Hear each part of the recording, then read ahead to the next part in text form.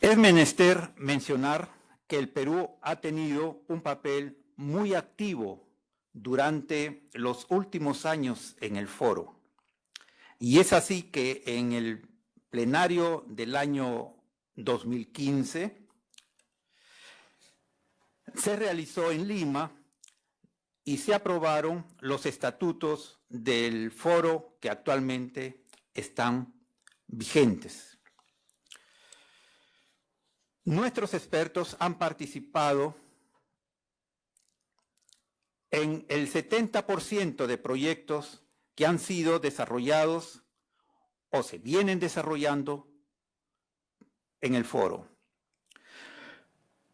En este evento se mostrarán de manera resumida el día de hoy algunos de ellos, los que serán después ampliados en los foros virtuales reguladores que se organiza periódicamente o que son organizados periódicamente por la Oficina Técnica de la Autoridad Nacional del IPEN. Bien, no me queda nada más que agradecer por esta oportunidad que me dan de participar en este evento, en este aniversario del 25, aniversario 25 del Foro Iberoamericano de los Organismos Radiológicos y Nucleares. Muchas gracias.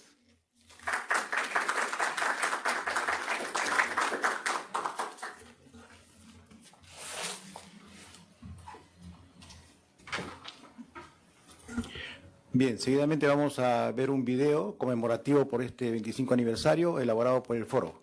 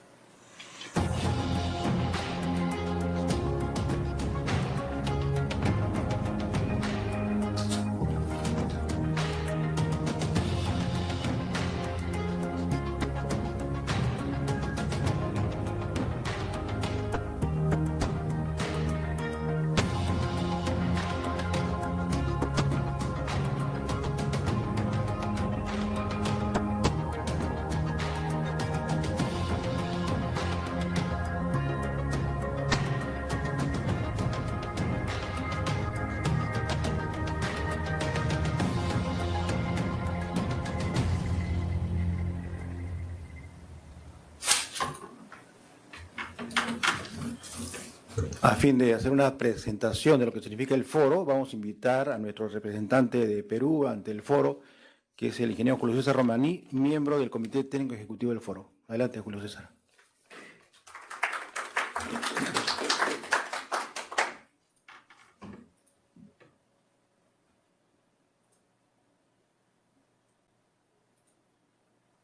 Buenas tardes a todos ustedes, gracias por su presencia.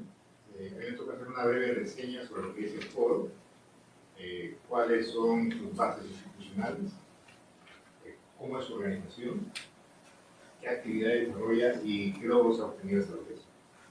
Entonces, bueno, podemos empezar, me parece. Como ya ha mencionado el presidente, el foro es una asociación de organizaciones o instituciones reguladoras, ¿no?, que pertenecen al ámbito iberoamericano y cuya finalidad o objetivo es lograr que se eleven los máximos niveles, o se alcanzan los niveles más elevados de seguridad radiológica, seguridad nuclear y también seguridad física. En el lado derecho se puede ver el grupo objetivo al que apunta el foro, ¿no? Son las autoridades reguladoras, los países que participan en esta organización. Podemos ver, por ejemplo, a la Autoridad Reguladora Nuclear de Argentina, a la Comisión Nacional de Energía de Chile, a la Comisión Chilena de Energía Nuclear, al Ministerio de Energía y Minas de Colombia, que es la autoridad reguladora en ese país. En Cuba lo es la Dirección de Seguridad Nuclear. En España es el Consejo de Seguridad Nuclear, que depende del Parlamento español, de las Cortes españolas. En México, la autoridad reguladora es la Comisión Nacional de Seguridad Nuclear y Salvaguardas.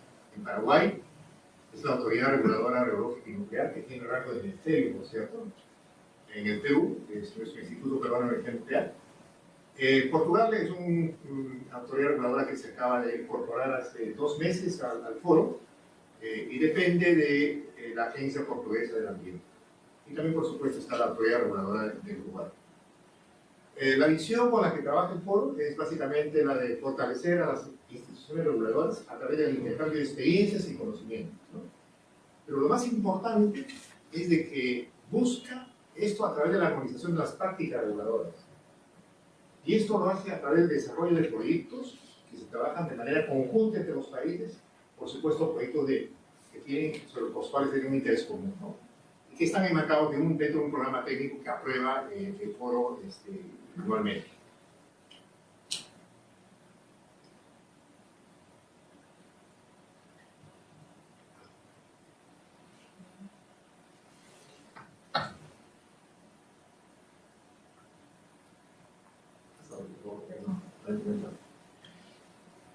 Bueno, en relación a la institucionalidad, podemos decir de que la partida de nacimiento del foro fue el acuerdo de Veracruz que se firmó en el año 97.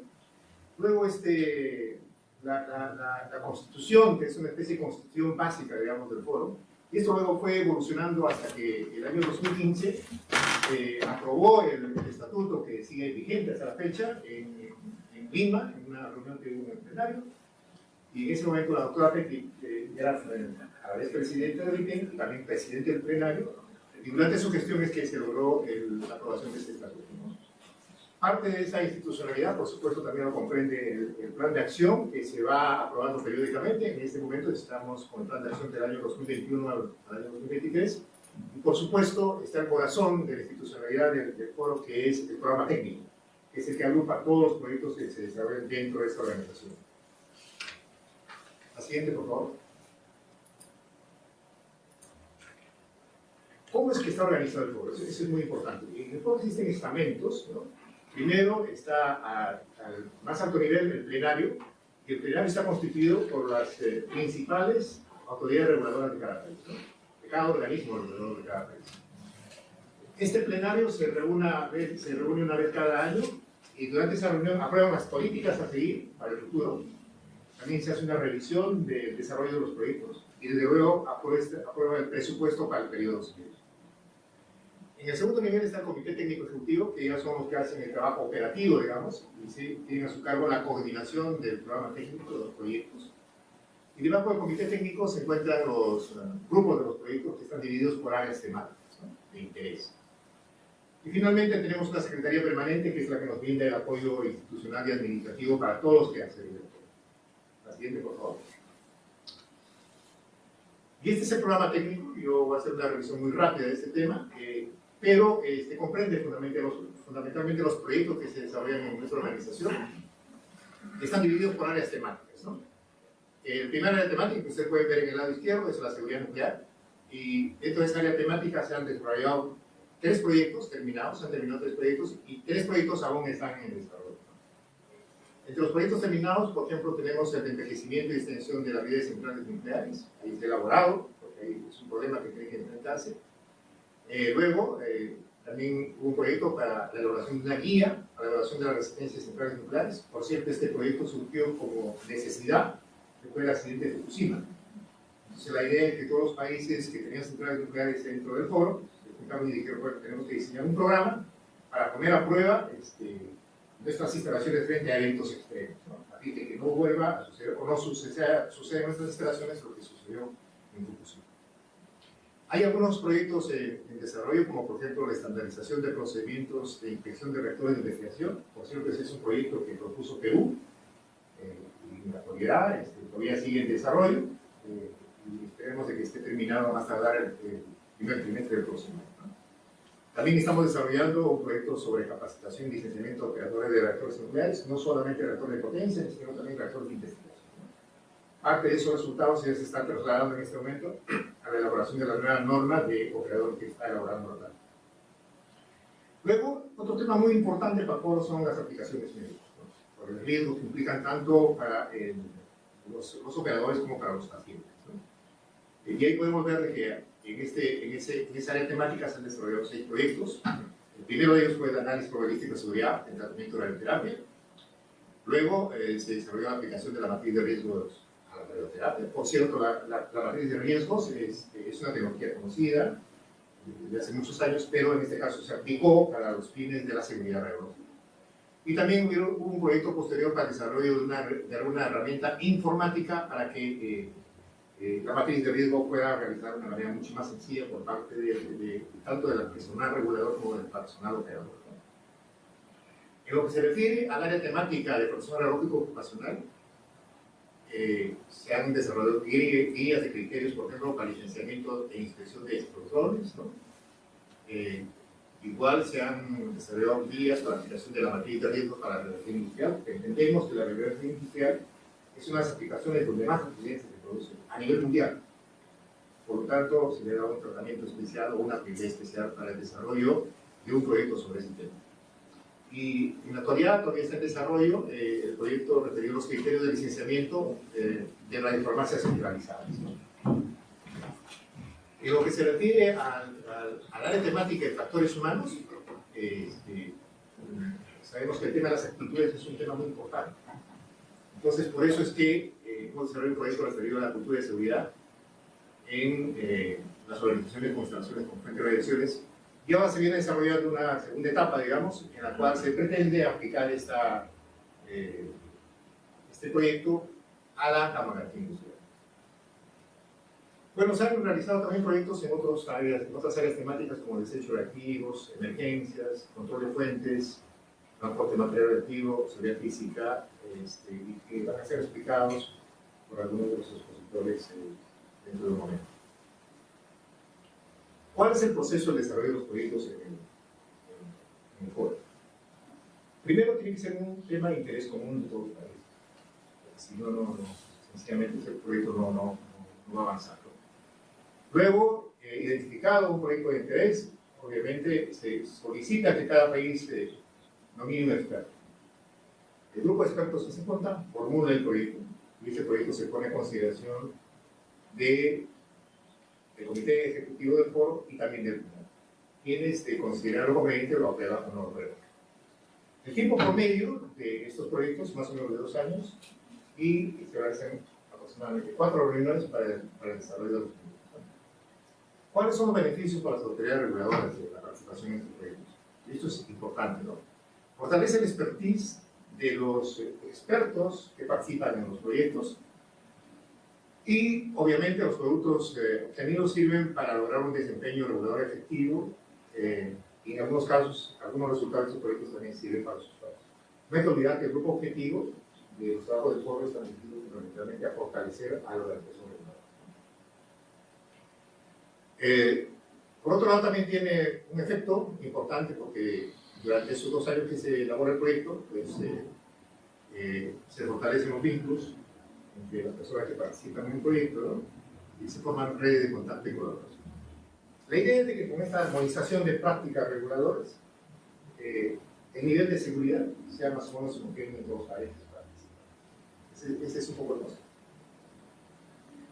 Bueno, y luego de que tenemos los productos del foro o los resultados de los proyectos, obviamente los socializamos a través de un portal que le llamamos la red del foro. Ustedes pueden ver ahí la portada principal y uno de nuestros colegas va a explicar qué avances hemos tenido en relación a este tema. En conclusiones, se puede decir que los logros obtenidos durante estos 25 años se han desarrollado 15 proyectos y 7 aún están en ejecución, ¿no? Se han realizado 6 publicaciones conjuntas con el OIA en unos documentos denominados TechDocs, ¿no? Se ha hecho también un documento con el OPS y hay 4 más que están en proceso. Y sumando la cantidad de expertos que han participado en estos proyectos, más o menos suman alrededor de 300 expertos de diferentes nacionalidades. Bueno, eso es lo que quería comentarles sobre qué hacer el foro, cómo estamos organizados en el desarrollo de los proyectos. Quería aprovechar la oportunidad para mencionar que en la última reunión que tuvimos con el foro se recordó mucho a la doctora Petri por el impulso que le dio al proyecto durante los últimos años, ¿no?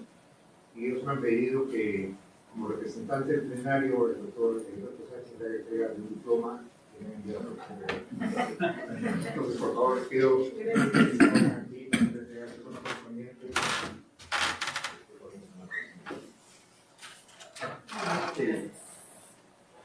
Bueno, aquí dice el Foro Iberoamericano de Organismos Reguladores Radiológicos y Nucleares, con ocasión de su 50º aniversario,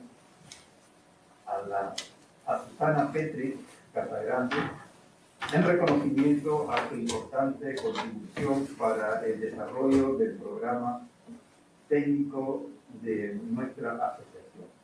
Madrid, julio 2022. Muchas gracias.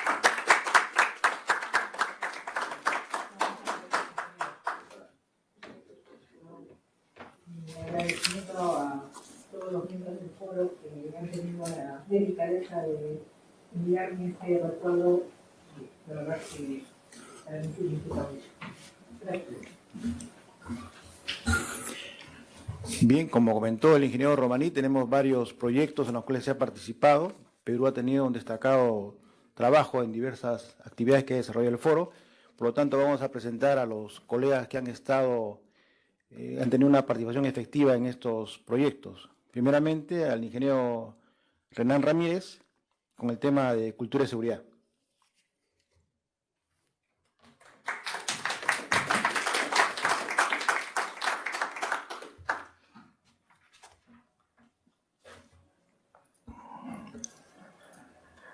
Buenas tardes con todos.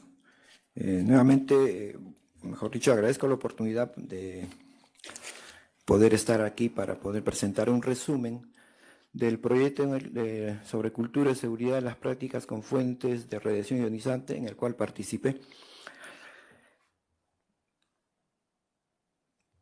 Como ya mencionó el ingeniero Romaní, cuando se elabora un proyecto es porque existe algún interés en toda la región por desarrollar un tema. Y este tema, digamos, ha tenido ya bastante tiempo de conversación o de mención a nivel mundial, pero nunca se había tomado la decisión de desarrollar un proyecto específicamente para instalaciones radiactivas. En la parte nuclear, el término pues está acuñado de hace más o menos 30 años o un poco más de repente, a raíz del accidente de Chernobyl, donde se identificó como una causa fundamental una cultura de seguridad poco desarrollada. Sin embargo, esto no se había volcado tanto a la parte radiactiva, que a pesar de que está mencionado en muchas guías o reportes, no había una forma como enfocar y emprender a hacer este tipo de proyectos. Entonces,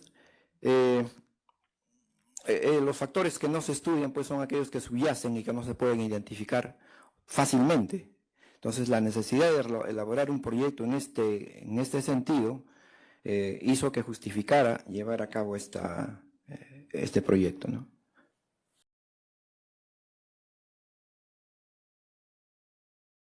¿Qué es lo que pasa con esas cuestiones de cultura de seguridad?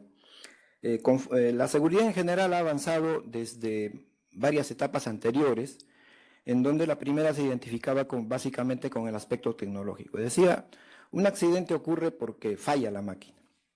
Entonces se crearon muchos sistemas, se mejoraron las máquinas para tratar de prevenir que ocurrieran accidentes en esa fase tecnológica. Sin embargo, estos seguían ocurriendo a pesar de eso. Entonces, se identificó que había también factores humanos, es decir, sí, hay que mejorar los factores humanos en la capacitación, los procedimientos, para tratar de reducir la frecuencia de accidentes o la ocurrencia de estos accidentes. Pese a ello, ocurren los accidentes. Uno se pregunta, ¿pero por qué ocurren? Si existe todo, existen detectores, existen medios de seguridad, existen dosímetros, procedimientos, pero sin embargo ocurren.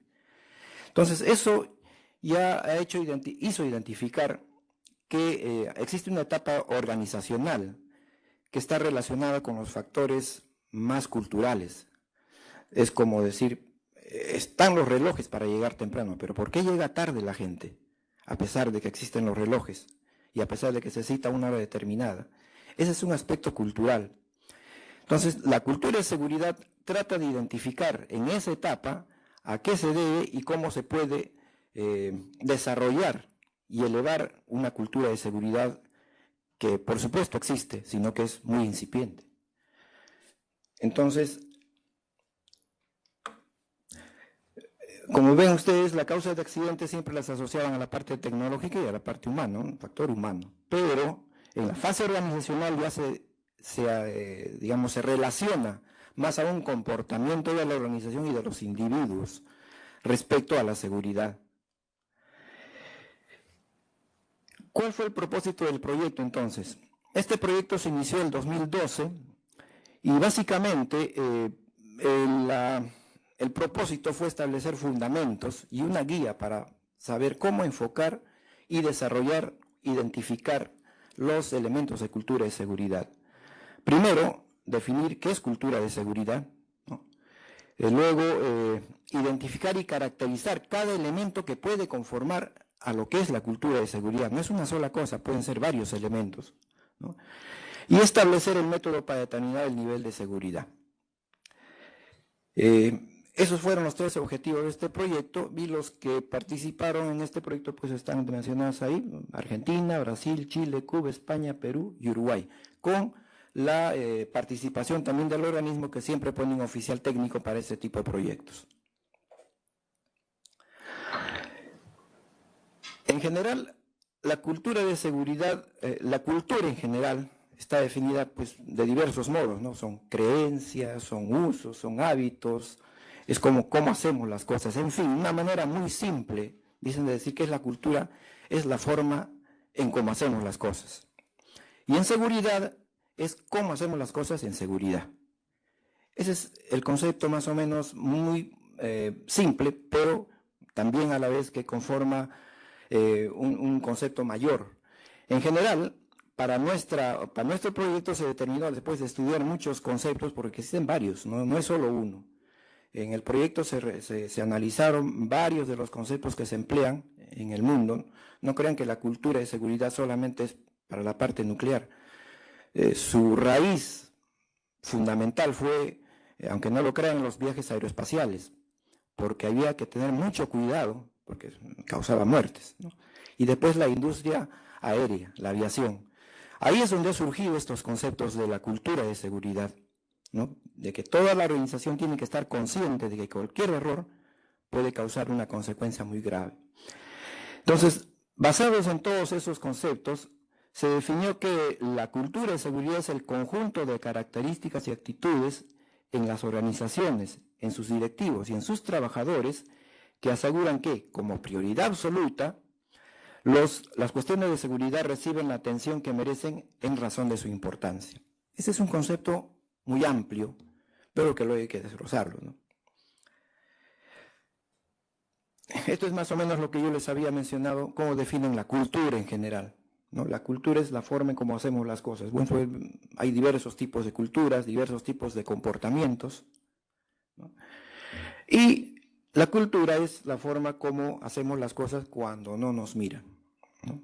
Ustedes saben, mientras uno está supervisado, la gente está supervisada, hace las cosas como debe ser, pero cuando no está supervisado, hace las cosas como él hace realmente. Entonces, eso es la cultura, eso es un aspecto cultural, la forma en cómo hacemos las cosas cuando nadie nos mira, cuando nadie nos supervisa. Entonces, habiendo definido las cuestiones de seguridad, había que determinar qué elementos podían caracterizar a la cultura de seguridad. Nuevamente aquí hay ya estudios desarrollados en otros campos, por supuesto, en otras esferas, como les había mencionado, como la aviación, la industria petrolera inclusive, ¿no? Ha desarrollado algunos elementos que deberían desarrollarse para alcanzar o desarrollar la cultura de seguridad. Y estos en el estudio se determinaron que sean 10, como 10 elementos. El primero es la prioridad a la seguridad, ¿no? Ese es fundamental. El segundo es el liderazgo y el compromiso de la organización. Tercero es la identificación y solución oportuna de problemas, es decir, identificarlas y resolverlas, no dejarlas para después, ¿no? El enfoque permanente en la seguridad. Cada cosa que hace uno, cada cosa que ejecuta, cada procedimiento que hace, siempre debe estar enfocado en qué podría pasar con respecto a la seguridad, ¿no? En las responsabilidades e involucramiento individual, es decir, el concepto de que el responsable de la seguridad en una instalación es el oficial de protección radiológica es un concepto que no debería ser. Todos somos responsables de la seguridad, cada uno tiene una participación, ese se llama involucramiento. Me dejaron en el aire, bueno.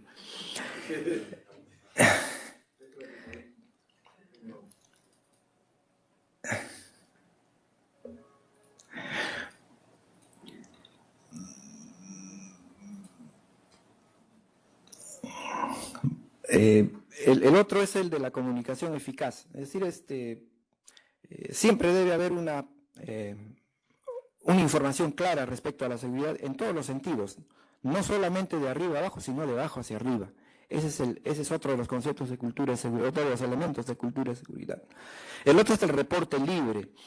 Es decir, cualquier trabajador en una organización debería sentirse libre de poder reportar algo que le preocupa respecto a la seguridad, no solamente por decirlo, sino porque va a ser adecuadamente manejado, gestionado. El tratamiento justo de los comportamientos. Ustedes saben que a veces, si hay una falla de un trabajador y el trabajador lo comunica, a veces la respuesta de la organización es sancionarlo, ¿no? Si tú fuiste responsable, entonces tú eres sancionado. Entonces, un reporte libre en la cultura de seguridad desarrollada, el trabajador libremente puede expresar una falla o una cerca falla que ha tenido, un near miss que le llaman, y para que el de la organización no lo sancione, sino para que vea por qué ocurrió y tratar de dar las medidas para que no ocurra a otra persona o a él mismo. Entonces, eso se llama el reporte, el tratamiento justo de los comportamientos. El aprendizaje organizacional, que es importante. Todo se debe compartir, todo va a través de la organización.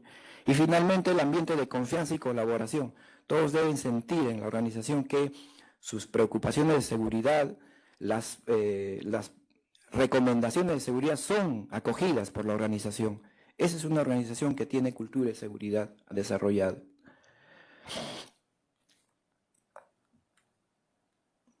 La siguiente, pero sin desaparecerme, por favor.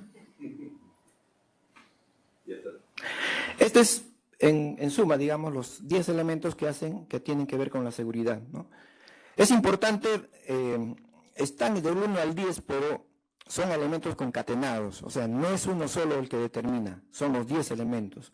Cuando se hace el desarrollo o la promoción de la cultura de seguridad, se deben desarrollar los 10 elementos. Se debe investigar primero en qué estado está y luego desarrollar en los 10 elementos. No es solamente uno el que determina. Con esto, digamos, en desarrollo, se llegó a elaborar la guía, ¿no?, de cómo aplicar, cuáles son los elementos y cómo aplicar estos elementos, cómo llevarlos al desarrollo en una organización. Esta guía es general, aplica a cualquier tipo de organización que trabaje con fuentes de radiaciones. Evidentemente, todas las instalaciones que trabajan con fuentes no son iguales, tienen sus particularidades. No es lo mismo un hospital que una industria de radiografía industrial. No es lo mismo una empresa pequeña que una empresa grande. Entonces, esta guía debe ser aplicada teniendo en cuenta esas particularidades de la organización. Por ejemplo, si van a un hospital, en el hospital no solo ven, digamos, un hospital donde hay un equipo de rayos X, un equipo de radioterapia, también hay otros servicios que no emplean radiaciones. Entonces, la cultura de seguridad tiene una particularidad ahí, está imbuida en la cultura de seguridad de todo el hospital. Entonces, esas son particularidades que se deben analizar y aplicar la guía de manera correcta. Digamos, un aspecto fundamental es que para esto debe, la dirección de la organización debe estar convencida de que el desarrollo de la cultura de seguridad va a ser favorable para ellos. Si no está convencida la dirección, entonces no va a pasar nada. Dicen que la cultura de seguridad instila de arriba hacia abajo, no de abajo hacia arriba. Es decir, el trabajador puede tener mucho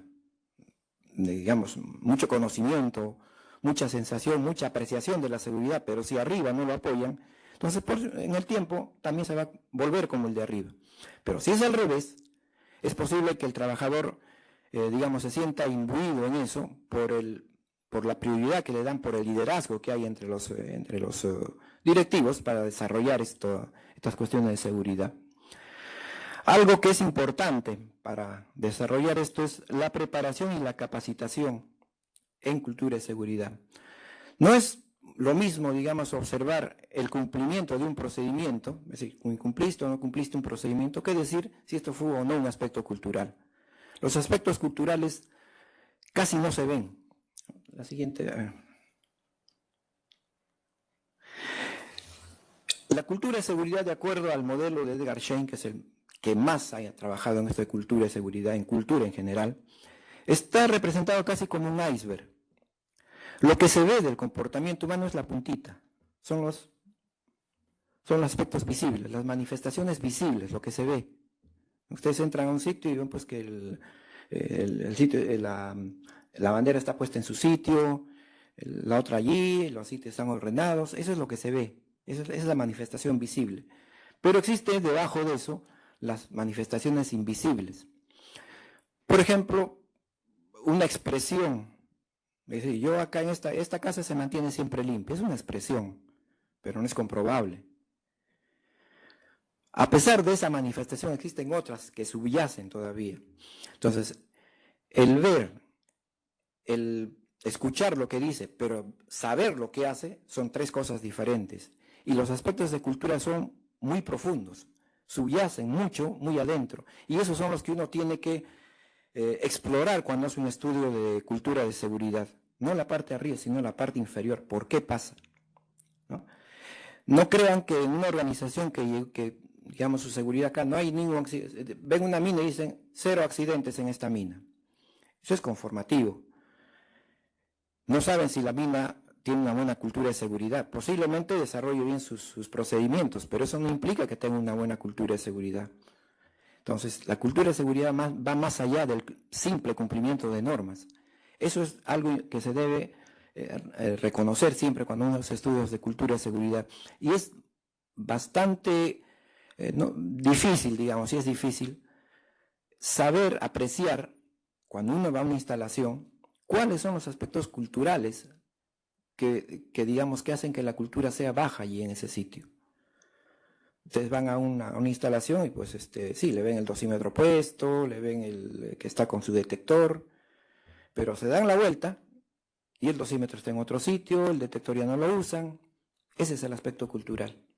Entonces, detectar eso a través de un estudio es lo que la guía más o menos se ha propuesto hacer. Y en la guía existen anexos de cómo más o menos a través de varias pruebas poder llegar a una conclusión del comportamiento de las personas. Y es importante, sabiendo eso, uno puede desarrollarlas luego, ¿no? Algo que hay que tener en cuenta es, siempre hay una cultura de seguridad. O sea, no es que no tiene cultura de seguridad una organización, la tiene, solo que es poco desarrollada, incipiente, baja o muy desarrollada. Entonces, pensar que uno quiere implantar cultura de seguridad no existe, ya existe. Establecer la cultura de seguridad, no, existe la cultura de seguridad. Instalar la cultura, ya existe la cultura. Lo que hay que hacer es cambiar la cultura que existe si es una cultura poco desarrollada, ¿no? Entonces, esta guía hace eso, ayuda a hacer eso, ¿no? En cuanto a la regulación de cultura de seguridad, en general los aspectos culturales no pueden regularse, pues no puede decir ¿por qué no llega temprano? ¿No? No puede decir llega temprano siempre, pero el día que pueda no llega temprano. Entonces, regular es un poco difícil, hay que promover y hay que hacer mucho estudio social con las organizaciones para poder mejorarlas. Lo único que se puede hacer es decirles que desarrollen un programa de cultura de seguridad, ¿no? Y que lo revisen de tiempo en tiempo, pero no se puede decir si tú, digamos, la regulación dice, tú tienes que tener una alta cultura de seguridad, porque eso es relativo, es un poco difícil. En el futuro, lo que se pretende es establecer cuáles son las expectativas de cultura de seguridad. La NRC, por ejemplo, ha establecido sus expectativas de cultura de seguridad. No la regula. Ha establecido simplemente que los elementos de cultura de seguridad que se deben desarrollar son estos elementos. Y sobre eso trabaja, para promoverla, no para sancionarla ni regularla. Sin embargo, ya en las inspecciones ellos van ya no solamente observando el cumplimiento o incumplimiento, sino aquellos rasgos que pueden explicar el por qué se incumple. No que incumple, sino el por qué se incumple, ¿no? Bueno, la guía en general tiene pues bastante material como para poderlo emplear.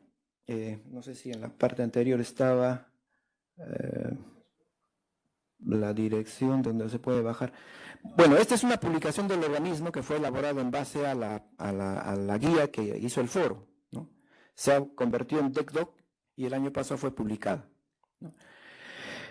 Pues eso es todo lo que tenía que decirles. Gracias por escuchar.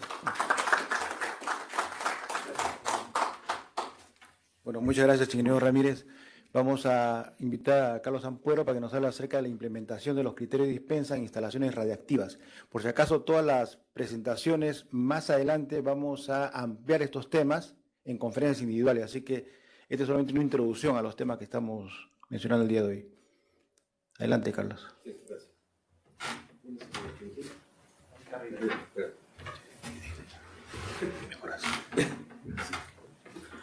Muy buenas noches. Agradezco la invitación y yo solamente voy a hacerles un pequeño resumen del proyecto que trabajamos sobre la dispensa, tratándose de instalaciones y actividades pequeñas. Como se ha dicho ya, el foro es la participación de todas las entidades reguladoras de los países que se han mencionado. Todos los trabajadores de las entidades reguladoras tienen la información clara y precisa de las instalaciones y de las fuentes que autorizan. Y obviamente las verificaciones que van haciendo. Por lo tanto, conocen bien el problema que pueden tener o las dificultades que pueden tener para implementarse las normativas. En este caso, se ha preparado un trabajo especial que se hizo hace unos años, desde el 2014 al 2016, en el sentido de la dispensa. ¿Por qué? Sabemos que todas las fuentes utilizadas en algún momento pueden pasar a ser desechos radiactivos, pero parte de esos desechos radiactivos pueden ser dispensados, sacados del control. Eso debido a varios factores, uno de ellos es que ya su actividad decayó y en fin. Pero esto puede ayudarnos no solamente a disminuir los desechos, sino también facilitar el control que se tiene que tener sobre ellos. En muchos países los desechos radiactivos sólidos, por ejemplo, con vida media corta, se almacenan para su decaimiento, entre 8 a 10 vidas medias, dependiendo del país. También hay que aclarar que lo que les estoy haciendo son los antecedentes, es decir, lo que encontró el grupo del proyecto que trabajó en este. Teníamos que saber qué cosa es lo que había para poder ver cómo se podía ayudar. La diferencia que hago notar aquí entre 8 y 10 vidas medias, por ejemplo, se debe a que en unos países era distinto que en otros. Para empezar, hubo que tratar de homologar todas las definiciones, puesto que en unos países se podía llamar dispensa y en otros se llama desclasificación. Cosas así que podrían llevar a ciertos malos entendidos.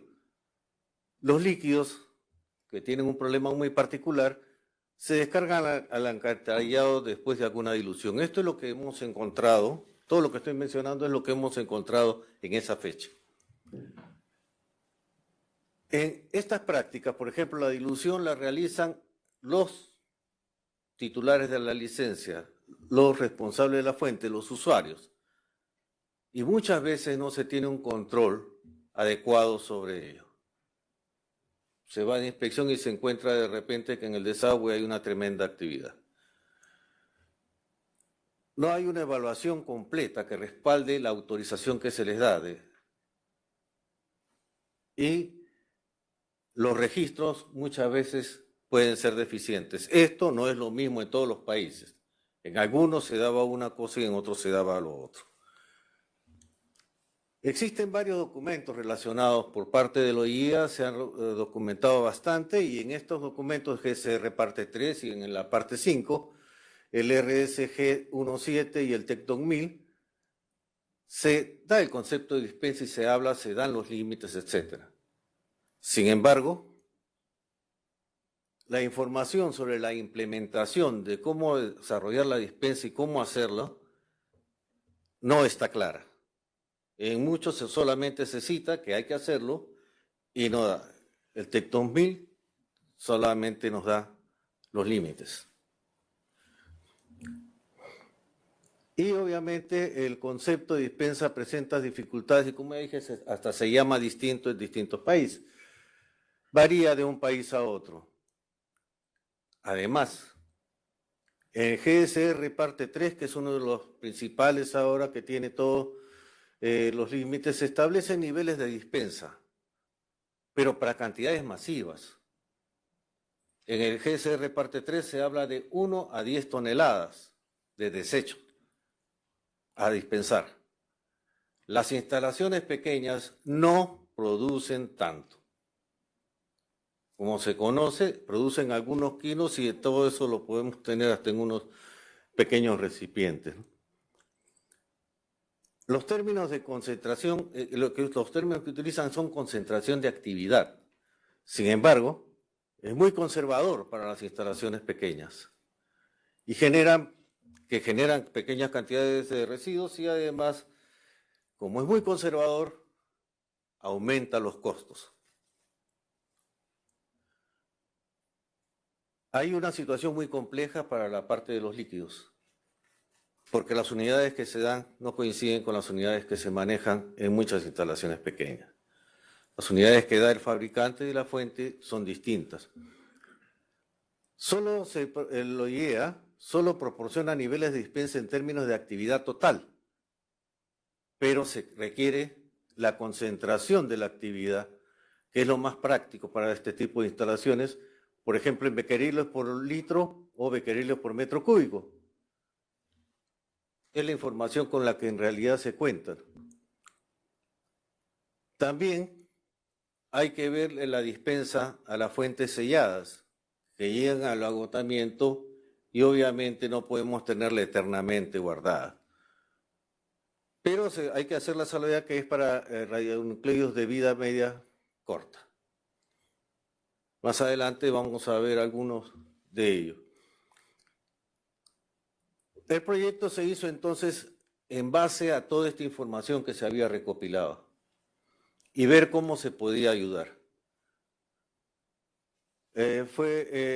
Para contribuir a la implementación de la dispensa, tanto en beneficio de la autoridad reguladora, para que cuente con los registros necesarios y el fundamento para otorgar la dispensa, como en la parte operativa que tiene el usuario.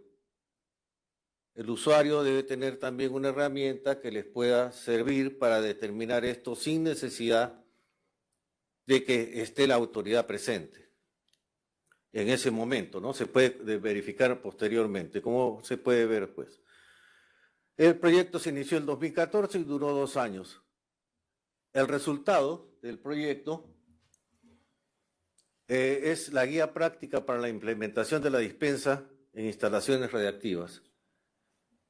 Este documento se puede bajar libremente desde la página del foro. Si hay alguna dificultad, el ingeniero Romaní los puede ayudar. La guía propone una metodología pareja para todos, como ya se ha dicho, para todos los países. Es decir, ya se emplea la misma terminología, se emplean los mismos criterios, se emplea lo que es dispensado en España, es lo mismo que se va a dispensar acá, en los mismos términos y todo lo demás. Ayuda, por lo tanto, como ya dije, a las autoridades y a los usuarios. Proporciona niveles de dispensa en términos de concentración de actividad de desechos para los desechos líquidos, lo que no había en lo del OIEA, en las publicaciones del OIEA, ahora en la guía ya está considerado. Cumple los requisitos y por lo tanto es viable desde ese punto de vista. Cumple con todos los requerimientos del OIEA. Recomienda utilizar los niveles de exención para los desechos radiactivos sólidos. Es mucho más práctico. Y recomienda los niveles de exención del OIEA en términos de actividad total para la eliminación de fuentes selladas gastadas. Estas pueden ser las que se mencionan ahí: fósforo 32, yodo 125, el iridio 192 y el polonio 210, entre otras. Se incluye una herramienta, no la vamos a detallar, pero se incluye una herramienta para calcular y registrar la información necesaria. Al utilizar esta herramienta, el usuario puede ver cuándo puede disponer de los desechos, queda el registro necesario para mostrar en las inspecciones y queda todo registrado ahí. Podemos ver aquí, a modo solamente de un vistazo, la herramienta para los desechos líquidos, que tiene una ventanita emergente para ingresar los datos. Y lo mismo sucede con la de los sólidos, que pueden ser gamma o beta, y para cada uno de ellos tenemos su ventanita emergente, introducir los datos y tenemos el resultado. Como ven atrás, que es un ejemplo solamente, podemos tener hasta la medición de comprobación, al momento que se van a desechar, y advertir los materiales dispensados y la fecha del vertido. Con esto el inspector puede verificar fácilmente todo y además puede también rehacerlo utilizando la misma herramienta. Y para los beta también tenemos el ingreso de datos y un ejemplo, lo cual detallaremos, como dice el ingeniero Romaní, en alguna otra oportunidad. Con esto agradecer la invitación y agradecer la atención. Gracias.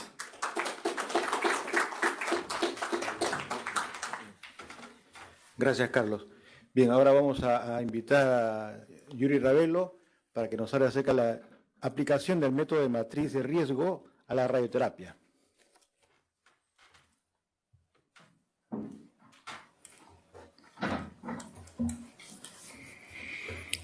Buenas noches con todos. Muchas gracias a los organizadores.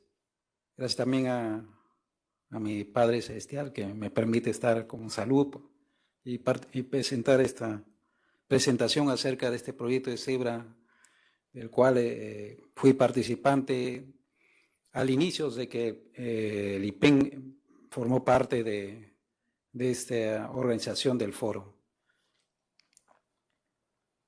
Cuando Perú ingresa a este proyecto del foro, estaba culminando el proyecto de matriz de riesgos para radioterapia, que nos involucraba todas las prácticas de radioterapia con aceleradores, con unidades de cobalto, braquiterapia alta tasa y de baja tasa. Y ya se tenía ya todos los puntos, ya los documentos para que el foro ya lo pudiera emitir y pueda ser divulgado a través de su página web.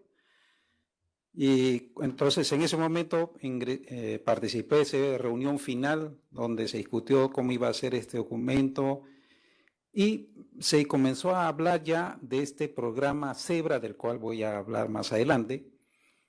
Vimos después, porque yo en ese momento primera vez entraba en conocimiento acerca de esta matriz de riesgo, que no la había escuchado anteriormente y tenía muy poco conocimiento de esta herramienta, de esta metodología.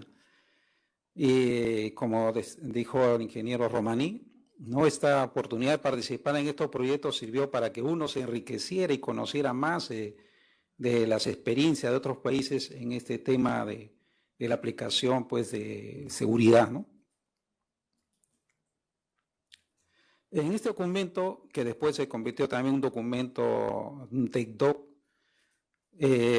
las tablas con las cuales se trabajó para poder hacer esta evaluación de la matriz de riesgo, como se puede ver ahora en la pantalla, ¿no? Se ve que es una de las cuadros con los cuales está en el documento, son alrededor de más de 500 de estos cuadraditos, donde hay una serie de datos que se recopiló para poder hacer la evaluación de riesgo, donde hay una serie de sucesos iniciadores por cada una de estas 4 prácticas que hice mención, las consecuencias, las frecuencias que podría darse esos eventos radiológicos, ¿no? Entonces, manipular pues toda esta data para un físico médico en una instalación se iba a hacer un trabajo muy tedioso, ¿no? Recuerdo que por aquella época también se dio una reunión en Santiago de Chile donde se presentó esta metodología y participó un físico médico del ININ. Recuerdo que cuando se le dijo que pudiera aplicar esta metodología, ¿no? Con una hoja Excel, se demoró varios meses, ¿no? Para hacer solamente una de las prácticas. Entonces eso me llamó mucho la atención y entonces comprendí por qué era necesario desarrollar un programa informático que ayudara pues, a gestionar estas 500 tablas y poder tener una evaluación de riesgo pues, en forma mucho más práctica, ¿no? Y es así que los mismos participantes del proyecto de la matriz de riesgo decidieron, pues, con el apoyo de la Comisión Nacional de Seguridad Nuclear y de Salvaguardias de México, ¿no? Desarrollar este programa de CEBRA, que iba a servir justamente para agilizar toda esta evaluación de riesgo, ¿no? Amén. Y bueno, ahí están las, ¿por qué se llama CEBRA? ¿No? Ahí están las siglas, ¿no? CEBRA viene del acrónimo de Sistema de Evaluación de Riesgos en Radioterapia. Y no es la única forma que se tiene para evaluación de riesgo con esta metodología de la matriz de riesgo. Ya actualmente ya he escuchado de 3 programas que han tomado este desarrollo del foro y uno lo está haciendo ya comercial y otro la está haciendo en forma gratuita ahí en España. Entonces podemos ver que esta metodología de la matriz de riesgo está siendo potenciada, ¿no? Y que va a ser muy útil pues a las instalaciones médicas donde se hacen estas prácticas. Ahí podemos ver en la pantalla más o menos un vistazo de cómo es la apariencia de este programa CEBRA, ¿no? Donde tenemos aquí una ventanita donde uno ingresa los datos del usuario. En otros países, por ejemplo, en Brasil y México, este ingreso de datos es online. Uno no lo baja en tu computadora. Pero en otros países como nosotros, como no tenemos un servidor para tener esta herramienta, entonces esto es libre. Cualquiera puede bajar la herramienta, está disponible en la página web del foro y uno puede hacer todo el proceso de evaluación de seguridad. En cuanto a cómo está confeccionado, características y aplicación de esta herramienta CEBRA, fue confeccionada con programas, códigos gratuitos, ¿no? Que pudieron los programadores de la Comisión de México pues, preparar este software, ¿no? Y también a partir de 2011 comienza a desarrollarse algunas actividades para mejorar también y aplicar en diferentes países, ¿no? Intentamos nosotros en nuestro país y se dio un curso en el año 2016. Después al final van a ver una foto de esa participación donde fueron invitados varias instituciones del país, ¿no? Vinieron de provincia a participar de ese proyecto que fue con el apoyo del Organismo Internacional de Energía Atómica y vino un experto de España.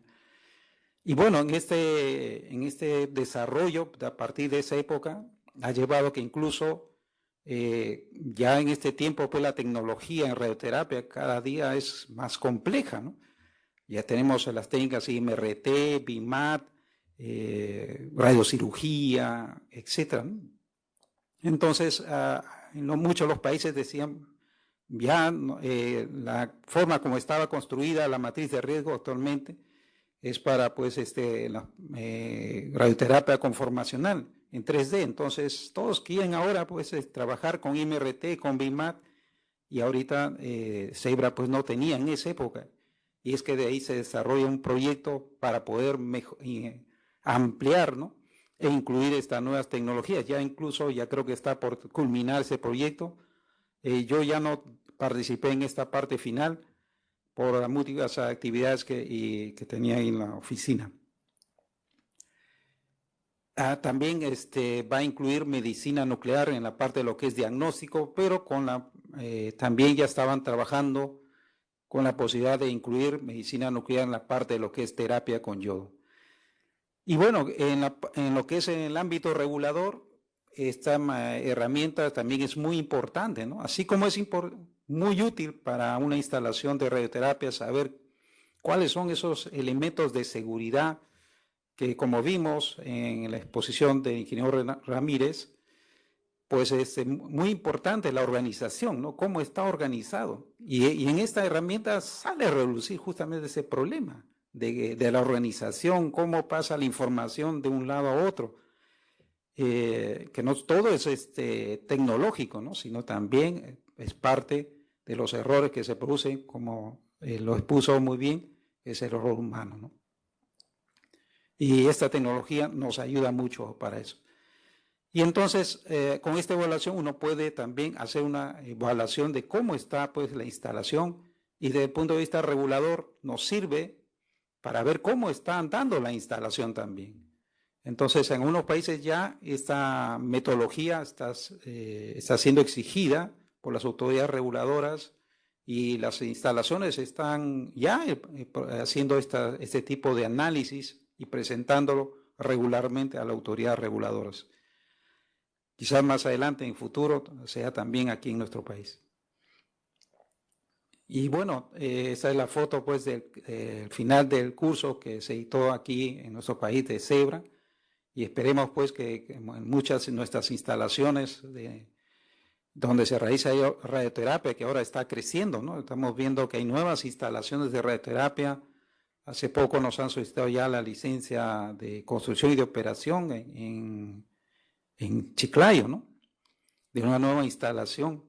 Y también hay otro que se quieren hacer en Cajamarca y en Juliaca, en Puno.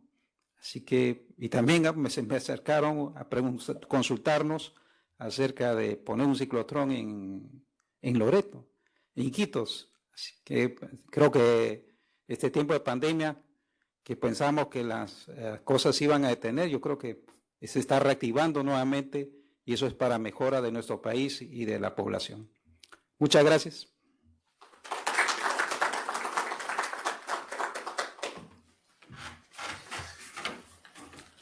Gracias, Yuri. Bien, ahora vamos a un tema que va a estar a cargo de Miguel Tillacuri. Es inspecciones y verificación periódica de envoltos reutilizables en el transporte de materiales radiactivos.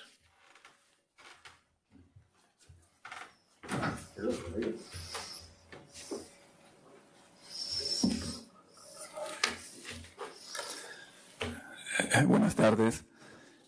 Quiero agradecer también al organizador, al ingeniero Romaní, por darme la oportunidad de poder transmitir brevemente el proyecto en el cual estuve trabajando últimamente, se está trabajando todavía, ¿no? Y con el compromiso también de poder, digamos, participar en una posterior difusión más específica, ¿no?, con, digamos, partes interesadas en esta materia. El proyecto en el cual estamos trabajando actualmente se titula Inspecciones y verificaciones periódicas en bultos reutilizables, no sujetos a aprobación de diseños que se usan en el transporte de material radiactivo. Puede sonar un nombre bastante complicado, bastante largo, por decirlo así, pero se van a dar cuenta más adelante cuando haga la presentación que en realidad se trata de una cosa, digamos, bastante sencilla, que es, digamos, que se refiere a los embalajes que se usan con más frecuencia, digamos, en el transporte de material radiactivo. Este proyecto se inició en noviembre del año 2019, ¿no? Y se tenía previsto hacer reuniones presenciales en los meses siguientes, pero cayó la pandemia y sin embargo esto no fue tampoco un motivo para poder dejar de trabajar y cumplir con el, digamos, objetivo de culminar el proyecto en el plazo, digamos, indicado. Entonces se tuvieron que hacer reuniones virtuales durante la pandemia, ¿no? Y esto pues de alguna manera permitió avanzar este proyecto. En la primera reunión que se dio en Madrid en el año 2019, los especialistas en este tema tuvieron a bien identificar cuáles serían esos bultos que se utilizan, digamos, con esas características en el transporte de material radiactivo, ver cuál es la problemática y ver también cuál es el objetivo, ¿no?, de trabajar este proyecto, ¿no? Fue una reunión bastante interesante, bastante, digamos, nutrida, de mucha discusión, ¿no? Y fruto de ello fue justamente lo que vamos a ir mostrando a continuación. La siguiente diapositiva. Ustedes pueden ver en la diapositiva el documento del Organismo Internacional de Energía Atómica, cuyo nombre es Reglamento para el Transporte Seguro, ¿no?, de Materiales Radiactivos. Es el único documento del organismo que tiene carácter de reglamento. Muchos países, por no decir la gran mayoría de estos países, adoptan este documento dentro de su marco normativo, ¿no? Entonces, el Perú también no es la excepción. El Perú adopta este documento como un documento, como un marco, digamos, un reglamento en sí específico para el transporte de material radiactivo. Este documento establece requisitos, ¿no?, a los embalajes y a las fuentes radiactivas que se piensa trabajar, ¿no? ¿Con qué fin? Con el fin de, digamos, proteger a las personas, los bienes y el medio ambiente de los efectos nocivos de la radiación durante el transporte, ¿no? Entonces, eso hay que tener muy en cuenta, ¿no? Y para ello se logra estableciendo requisitos en la contención del contenido radiactivo, es decir, el material radiactivo en sí, que viene a ser el material peligroso, ¿no? Y también a través de control de la radiación externa. ¿Sí? Cuando se prepara, digamos, el bulto que se va a transportar, tiene que, digamos, tomarse medidas de monitoraje y todas esas cosas, ¿no?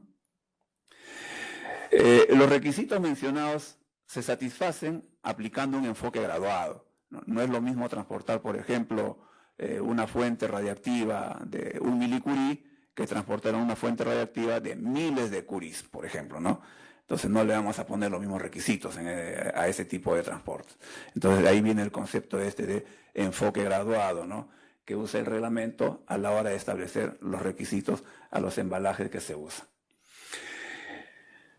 El siguiente, por favor. Si ustedes ven la ilustración, esos son los bultos que se utilizan en el transporte de material radiactivo. Los bultos que se encuentran en el lado izquierdo, ¿no?, y que están, digamos, encasillados en ese marco, digamos, de líneas punteadas, son los llamados bultos que no requieren aprobación de diseño, ¿no? Los que se encuentran fuera son los que sí requieren de una aprobación de diseño. ¿En qué se diferencia uno de otro? En la cantidad de material radiactivo que van a transportar, ¿no? Los bultos que se encuentran en el lado izquierdo usualmente transportan pequeñas cantidades de material radiactivo, diseñados y fabricados para transportar material radiactivo, digamos, y que puedan tolerar condiciones normales en el transporte. Es decir, que si estos bultos, digamos, de alguna manera estuvieran sujetos a un accidente, ¿no?, en el transporte, un accidente severo, no hay que esperar que, digamos, el material radiactivo no pueda salir diseminado. No están diseñados para eso, ¿no? Los que sí están diseñados para soportar condiciones accidentales son los que se encuentran en el lado derecho, ¿no? Por esa razón es que requieren aprobación, tanto el diseño, ¿no?, y también pues tienen que pasar pues por pruebas muy estrictas luego de su fabricación, ¿no? Entonces, de esos bultos que ustedes están viendo en la ilustración, ¿no? De los que no requieren aprobación de diseño, los que transportan mayor cantidad de material radiactivo son los bultos tipo A, ¿no? Que es lo que usualmente se usa con bastante frecuencia en la industria y en la medicina, ¿no? Por el año 85, el Organismo Internacional de Energía Atómica hizo una estimación de la cantidad, ¿no?, de remesas que se mueven al año. Aproximadamente eran algo de 10 millones de remesas que se movían al año por el año 85, con tendencia obviamente a aumentar, ¿no? Hoy en día esos números definitivamente han sobrepasado, ¿no? Y cuando se transporta material radiactivo en este tipo de bultos, y sobre todo en el transporte internacional, se usan mucho las vías aéreas, el transporte aéreo, ¿no? El transporte de material radiactivo tiene sus cosas en realidad. No solamente interviene un organismo regulador, intervienen a veces varios organismos reguladores. Para la vía aérea aparece un organismo regulador. Para la parte terrestre, otro organismo regulador. Y ni qué decir en la marítima. Y cada organismo regulador con su respectiva normativa, ¿no? Entonces son cosas que se pueden ir discutiendo obviamente en otro momento, en un tema mucho más específico, ¿no? Y no en este momento que, digamos, tenemos un poco el tiempo apremiado, ¿no? Y solamente queremos dar un poco el enfoque de lo que es el trabajo que se está haciendo en este proyecto. Estos bultos, digamos, que no están sujetos a aprobación de diseño por el hecho de transportar cantidades pequeñas de material radiactivo, son fácilmente manipulables, ¿no? Lo puede cargar una sola persona o lo pueden cargar dos personas, ¿no?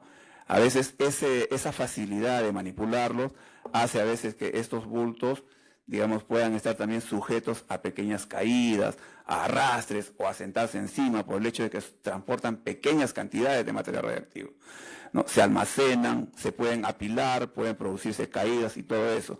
Y a veces sin darse cuenta, esos escenarios, esos pequeños eventos, de alguna manera terminan impactando en la misma estructura del embalaje que se usa, ¿no? Por ahí vamos a ver algunas imágenes para ver qué cosa puede pasar si se cae ese embalaje, si se apila o si se arrastra y todas esas cosas, que de alguna manera se van a dar cuenta que sí tiene su efecto. Siguiente, por favor. Esos bultos que acabamos de mencionar, no vamos a referirnos ya a los bultos B ni bultos tipo C, sino solamente a los bultos que no están sujetos a aprobación de diseño. Los que están remarcados, ¿no? Los que están remarcados tienen que, digamos, en cumplimiento del reglamento del Organismo Internacional de Energía Atómica, tienen que cumplir ciertas exigencias que son estos ensayos, ¿no? Estos ensayos que están ilustrados aquí en la diapositiva son los que son sometidos, ¿no?, esos embalajes para que puedan cumplir con los requisitos del reglamento, ¿no? ¿Qué pasa si el embalaje o el bulto tuviera alguna pequeña deformación? A lo mejor deja de cumplir uno u otro requisito y ya no estaría apto para poder ser transportado, ¿no? Entonces, eso es lo que hay que tener muy en cuenta. Sobre todo estos bultos que están encasillados acá, que son los que sí se requiere que cumplan ciertos ensayos. Los que están en el lado izquierdo no requieren que cumplan ensayo alguno, ¿no? Pero transportan cantidades muy pequeñísimas de material radiactivo. En cambio, estos sí, ¿no? Estos sí, y son los que se mueven con más frecuencia, sobre todo el bulto tipo A, que es lo que se mueve con más frecuencia en todos los países del mundo. Siguiente, por favor.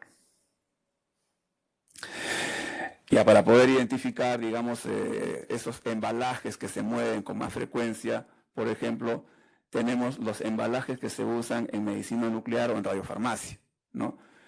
Una caja supuestamente de un plástico bastante duro, de un polietileno, con un, digamos, sistema estabilizador, ¿no?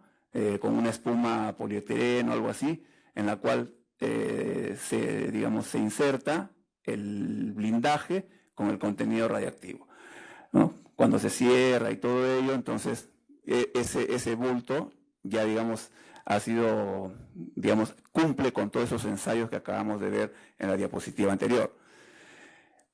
Por el hecho de ser un bulto reutilizable que se usa una y otra vez y otra vez y otra vez y estar expuesto, ¿no?, a distintos eventos como caídas o movimientos o cierres bruscos, En algún momento puede pensarse en que esta bisagra puede fallar, en que este dispositivo de cierre también puede fallar, en que el remache, por ejemplo, de este cierre puede desaflojarse, por ejemplo, ¿no? Entonces, si uno va a persistir en usar ese embalaje, por ejemplo, en esas condiciones defectuosas, tenemos que pensar en preguntarnos, ¿ese bulto así configurado estaría cumpliendo con los ensayos que exige el reglamento del organismo? ¿No? Entonces, eso es lo que hay que poner a pensar, ¿no? Yo estoy seguro que si falla una bisagra que se mueve y todo eso, a la hora que haga, digamos, a someterlo a la caída, ¿no?, que exige el reglamento, a lo mejor provoca la dispersión del material radiactivo, que es un evento que no se desea, ¿no? Entonces, estas cositas son las que hay que prestar atención. Igual con estos embalajes que se usan en el transporte de los densímetros portátiles, ¿no? Esto se usa con bastante frecuencia. Y vean ustedes hasta qué circunstancia puede llegar. Esto no es un dibujo, esto es una fotografía, ¿no? Entonces, que se esté transportando esto, digamos, en esas condiciones, no es algo que, digamos, sea correcto, ¿no? Entonces, es importante ver esto de acá, ¿no? El proyecto ha permitido identificar justamente en los países este problema, porque algunos han reportado inclusive que han detectado en las inspecciones que estos remaches estaban flojos y que así lo estaban cerrando, ¿no? Otra cosa es también que las empresas operadoras hagan intentos, hagan esfuerzos de poder, digamos, resanar ese problema, ¿no? Cambiar, por ejemplo, esta cerradura y decir, bueno, ya lo solucioné. Pero ¿cómo sabemos si lo ha hecho bien? ¿Quién da el visto a eso? ¿Quién da el visto bueno a eso? ¿Quién dice sí, está bien? ¿Y quién verifica si se van a cumplir con los ensayos que exige el reglamento? ¿No? Entonces, esas son cosas que, digamos, este grupo ha creído conveniente trabajar, prestar atención y plasmar en el producto final de este proyecto, ¿no? Esto es un caso muy particular, que así como ustedes lo ven, digamos, es también un equipo que operacionalmente tiene sus características, tiene sus atenciones también de mantenimiento, pero para el transporte también configuran, como se dice, un embalaje que adicionalmente a una pequeña cajita, ¿no?, definen el bulto, ¿no? Entonces hay que prestar atención también a estos equipos que transportan fuentes de selenio 75, ¿no?, y que configuran también un bulto tipo A. Siguiente, por favor. Aquí podemos ver otros bultos que se utilizan en la industria petrolera, algo ya más robusto, ¿no? Esto ya es bien complicado que lo cargue una sola persona o dos, porque pesan más de 50 kilos, ¿no? A veces es necesario, digamos, izarlos a través de grúas o tecles, ¿no?, manuales que permitan, pues, digamos, levantarlo, ¿no? Ahora, hay que preguntarse, ¿qué pasaría si, por ejemplo, no lo logro ver bien acá, ¿no?, esos pestillos por donde pasa el candado, digamos, tuviera fisuras o se raja, ¿no?, y tuviera que transportarse eso, ¿no? Entonces, ahí vienen los problemas, ¿no? Entonces, igual acá, ¿no?, en el tema de la asa, o igual por acá en algún dispositivo adicional que se pueda ver. Entonces, son cosas que realmente nosotros como país, y déjeme ser sincero, no nos hemos percatado en esto, ¿no? Como bien lo dijeron ya otros expositores, estos proyectos sirven para que nosotros también de alguna manera conozcamos las experiencias de otros expertos en otros países y podamos también, digamos, buscar la forma de poder trabajarlo aquí, ¿no?, reforzar, digamos, la seguridad y de alguna manera también hasta meterlo en las actividades fiscalizadoras. Por ejemplo, ¿no?, este es un bulto o un embalaje, perdón, que se usa en el transporte de medicina nuclear, ¿no?, de materiales de medicina nuclear, donde el sistema inmovilizador, por ejemplo, por tanto uso, ha sufrido un desgaste y cierta deformación. Entonces uno dice, vamos a reparar esto. Muy bien, hicieron todo el esfuerzo, ¿no?, y digamos, y se llega a esta situación. ¿Cómo sabemos que esto está bien? ¿Quién da el visto acá? ¿No? Entonces, este proyecto sirve justamente para ver también la forma de establecer ciertos criterios de aceptación, ya sea a través de imágenes, ya sea a través de, digamos, algunas dimensiones aceptables, digamos, de defectos que, digamos, de alguna forma permita asegurar que se cumplen con los ensayos que exige el reglamento del organismo. Entonces, ¿qué es lo que buscamos con este proyecto, ¿no?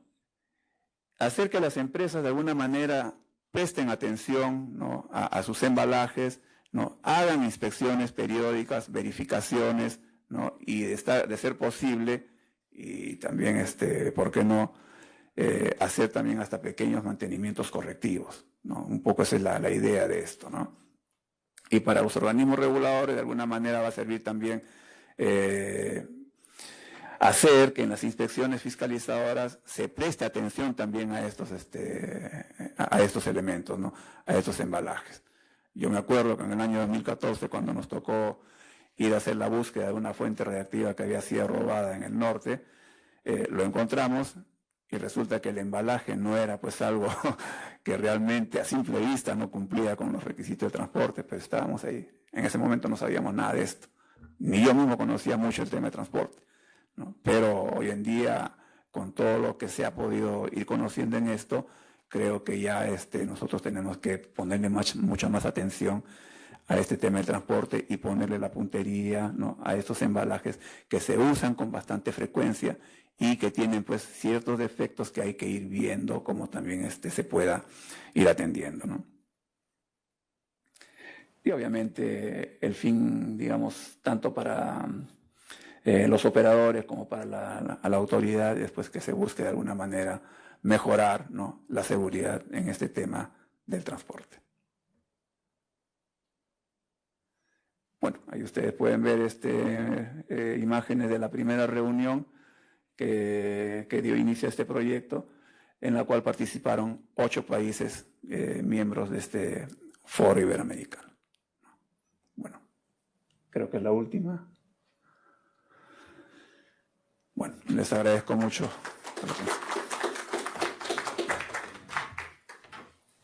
No, gracias, Miguel. Bien, como comentamos, estas presentaciones van a ser ampliadas en los próximos foros virtuales reguladores que organizamos cada mes. La Oficina Técnica de la Autoridad Nacional organiza cada mes una exposición sobre diversos temas regulatorios, así que esto va a estar programado para las próximas presentaciones. A continuación, Marco Munive nos va a hablar acerca del análisis en emergencias radiológicas.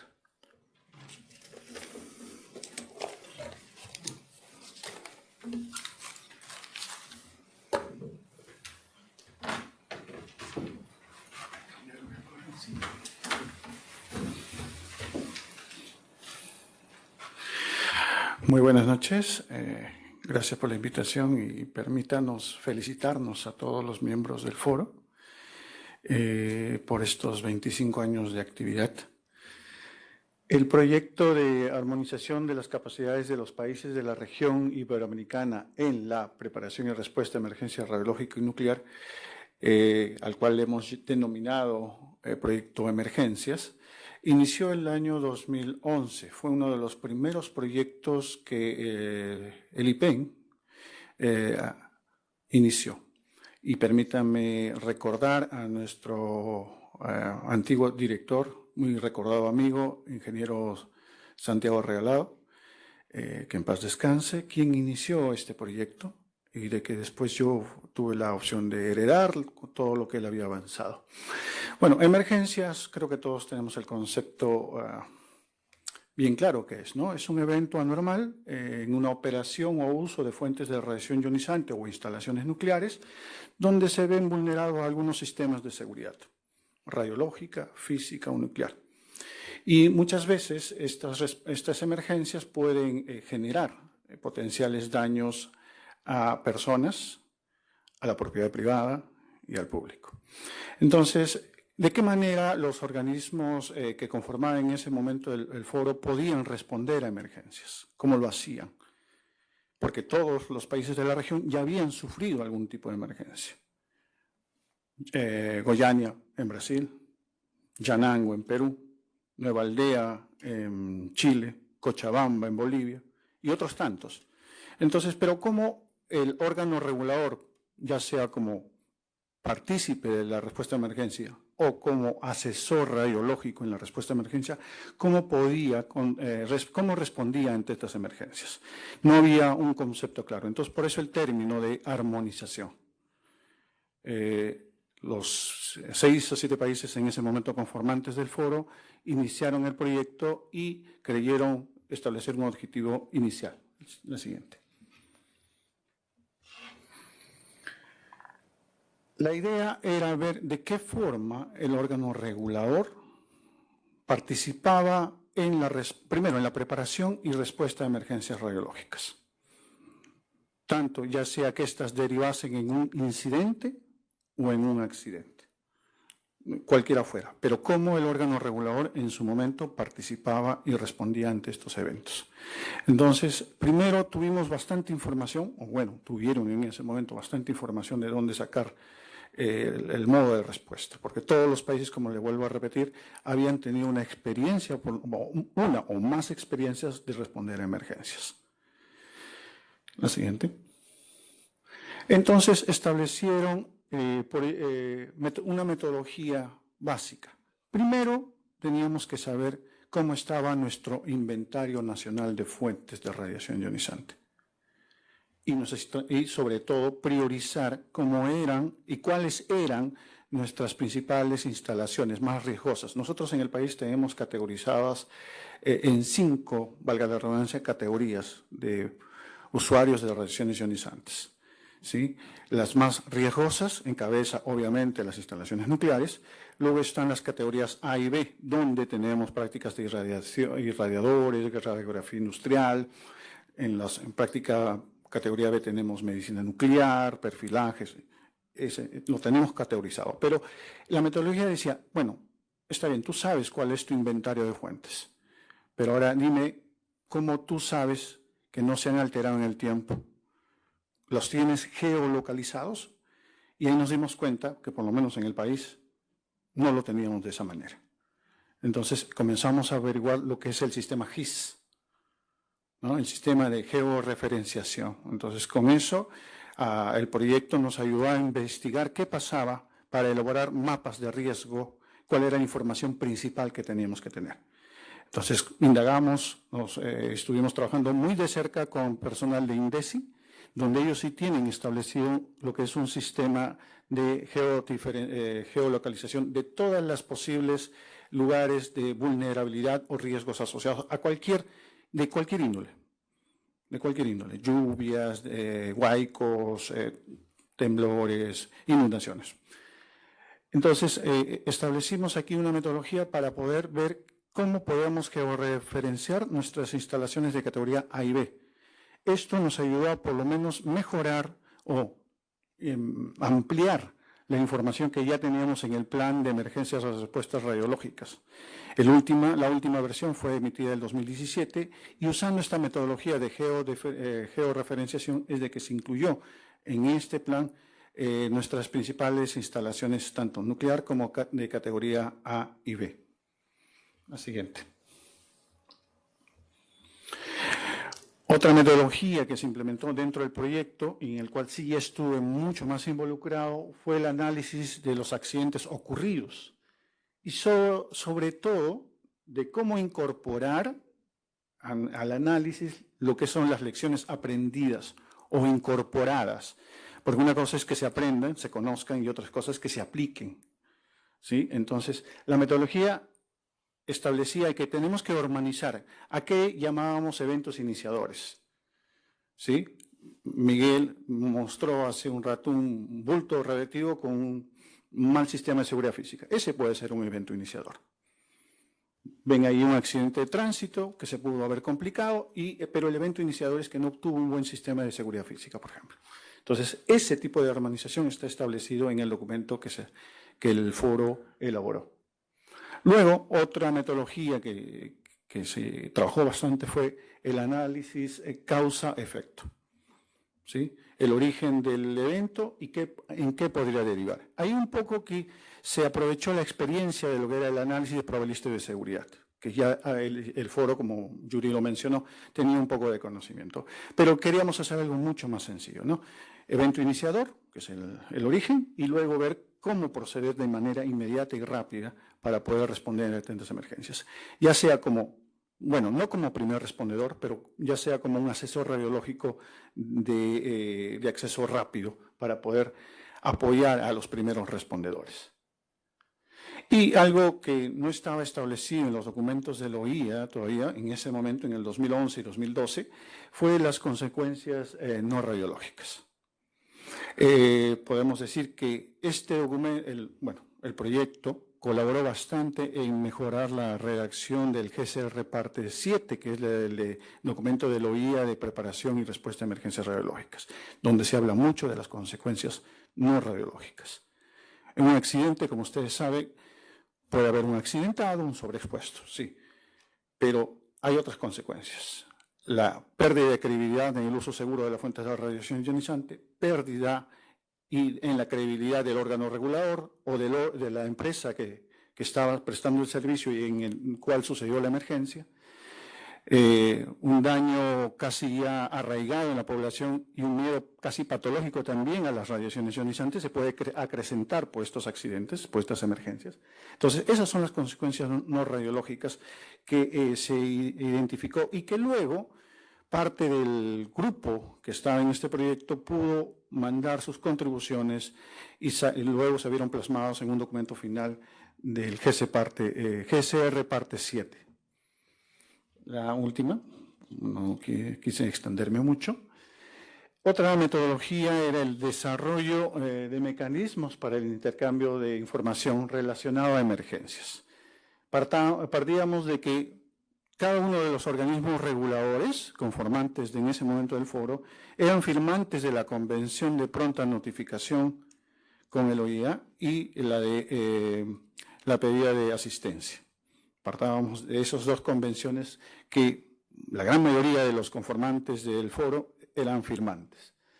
Entonces, al ser firmantes, también tenían la obligación de responder ante los requerimientos del organismo en cuanto a emergencias.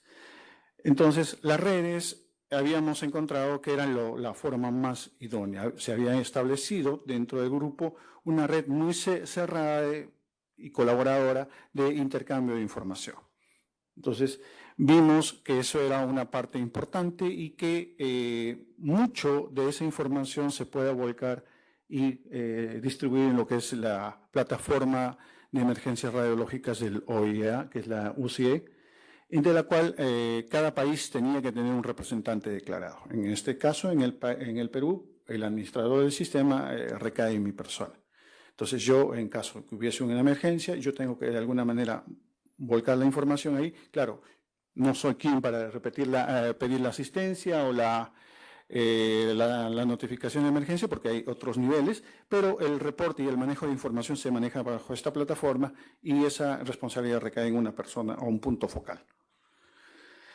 Luego, se creyó que la capacitación era el medio más idóneo para poder distribuir las lecciones aprendidas en cuanto a todas las emergencias o accidentes que se hayan podido analizar. Entonces, se creyó por conveniente nutrir y apoyar al Organismo Internacional de Energía Atómica con especialistas de la región para lograr un proyecto específico que ya ahora se está cristalizando, que son las escuelas de gestión de emergencia. En la región ya hay establecido un sistema para aprender a preparar y responder a emergencias radiológicas. Está ahorita dentro de un proyecto de cooperación técnica del Organismo Internacional de Energía Atómica, ahora se denomina RLA 9090, pero en ese proyecto está lo que son las escuelas de emergencia radiológica, donde van personas de todas las regiones, de cada país, entre 2 y 3 personas, para que puedan aprender primero cómo prepararse y responder ante una emergencia radiológica, y luego, cuando vuelvan a su país, integrarse al sistema de respuesta de emergencias.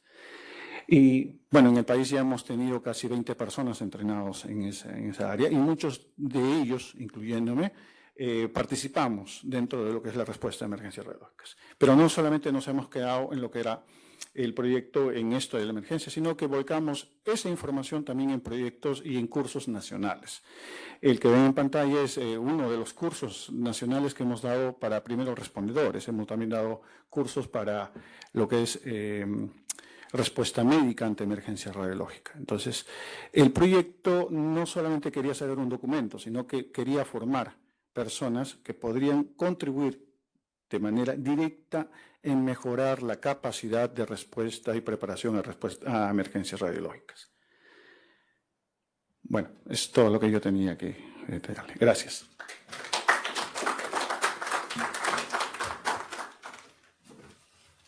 Gracias, Marco. Bien, en el foro también se ven los temas nucleares. Por esa razón vamos a invitar a Olga Anaya para que nos hable acerca de las inspecciones a reactores de investigación.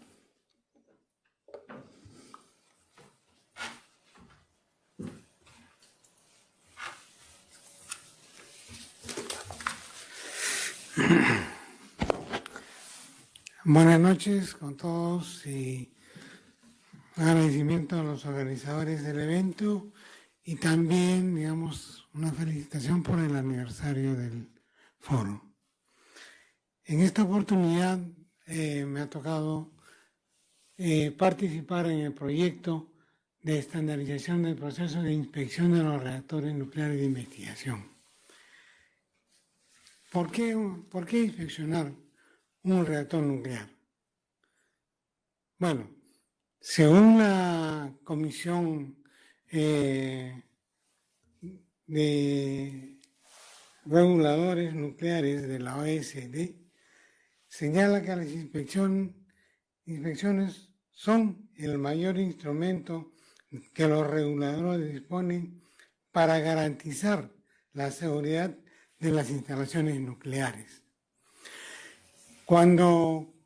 Antes que comience este proyecto, en el país, las inspecciones se realizaban a criterio del inspector, que creía conveniente qué parte revisar o qué es lo que revisaba.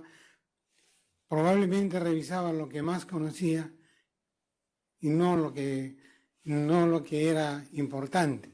Entonces, no había una forma sistemática de poder llevar adelante una inspección de una instalación nuclear. No sabíamos cómo enfrentar una inspección nuclear. Si lo deberíamos hacer por sistemas, por componentes, o hasta qué nivel, como un sistema global, como un sistema apartado, o como un componente dentro de un sistema. Entonces, teníamos dudas de cómo realizar una inspección efectiva. Entonces, esto nos llevó a proponer este proyecto de estandarización de las inspecciones, porque nuestra necesidad era importante para poder garantizar la seguridad del reactor. Entonces, durante la ejecución del proyecto, el mismo que aún está en ejecución, aún no se ha concluido, se tiene ya un primer documento de lo que es el manual de inspecciones de los reactores de investigación. Lo que se buscaba en principio era estandarizar o armonizar las inspecciones con todos los países de la región que tuviesen un reactor de investigación, ¿no?, dentro de las características generales que había. Es así que participaron en este proyecto, ¿no?, países como Argentina, Brasil, Chile, Perú y también España, pero España participa porque le interesaba bastante ver la parte de lo que es el envejecimiento de los reactores. Entonces, a medida que los reactores van operando, se van desgastando y se van, digamos, desactualizando. O sea, la obsolescencia de sus sistemas, componentes o instrumentos, que llega un momento en que ya no se fabrican. Entonces, ¿cuál es la alternativa y cómo afecta eso a la seguridad? Que es lo que la parte de la inspección tiene que revisar. Entonces, nosotros dentro del proyecto teníamos que discutir cómo se planificaba una inspección, cuál era el procedimiento, qué criterios se tenía que utilizar para definir una inspección, cómo preparar una inspección, porque todos sabemos que una instalación nuclear es una instalación compleja, lleno de sistemas, componentes que están relacionados, que son importantes para la seguridad del reactor, y aquellos que están relacionados con esos sistemas que podrían conducir indirectamente a un evento o a un accidente. Entonces, el proyecto se tenía que enfocar principalmente en garantizar la seguridad.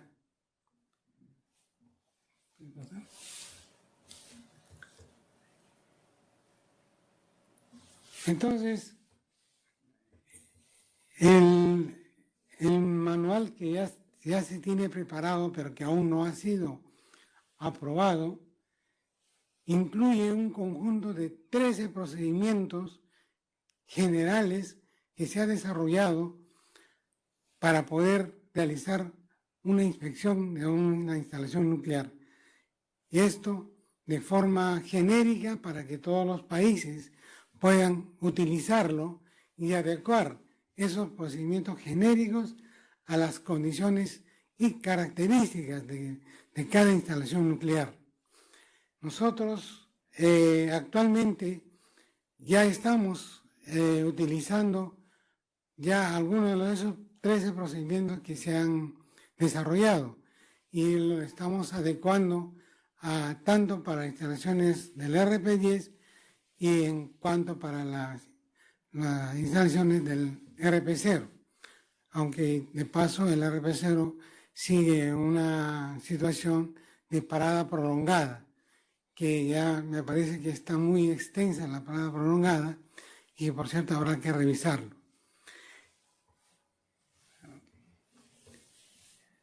Aquí podemos ver una relación de los 13 procedimientos que se han desarrollado y nosotros ya hemos aplicado uno de los procedimientos y estamos a puertas de aplicar 2 procedimientos más en estos procesos de inspección. Además, todavía no hemos llegado a gestionar adecuadamente cómo se puede definir, digamos, el número de inspecciones, que también forma parte, digamos, del manual de inspecciones, porque teniendo en cuenta la potencia, las características de uso, ¿no? y otras variables, se definen cuántas inspecciones se debe realizar a esa instalación. Entonces, estamos todavía en ese proceso de evaluación para definir el número de inspecciones que debería realizarse tanto para el RP10 como para el RP0.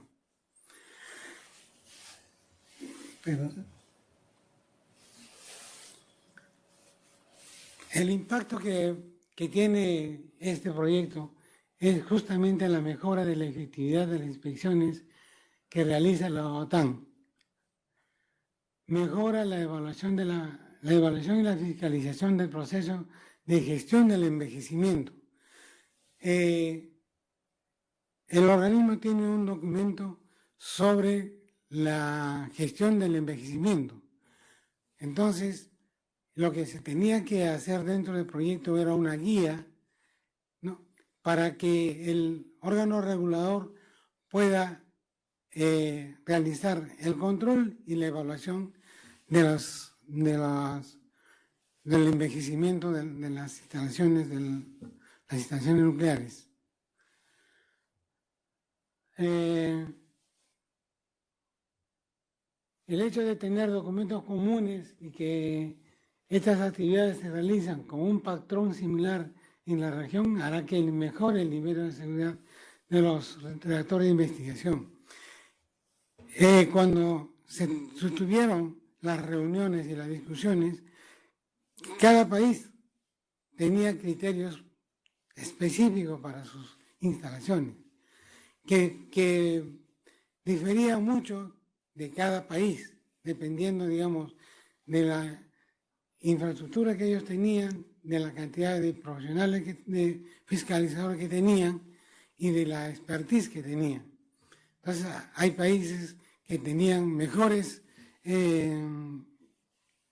sistemas de inspección y garantizaban mejor su seguridad. Y otros, como el nuestro, que no teníamos tanta expertise en la parte de la inspección, ¿no?, se hacía, digamos, de acuerdo a nuestros criterios y a lo que posiblemente consideramos que era lo más importante focalizar en cuanto a los sistemas de seguridad.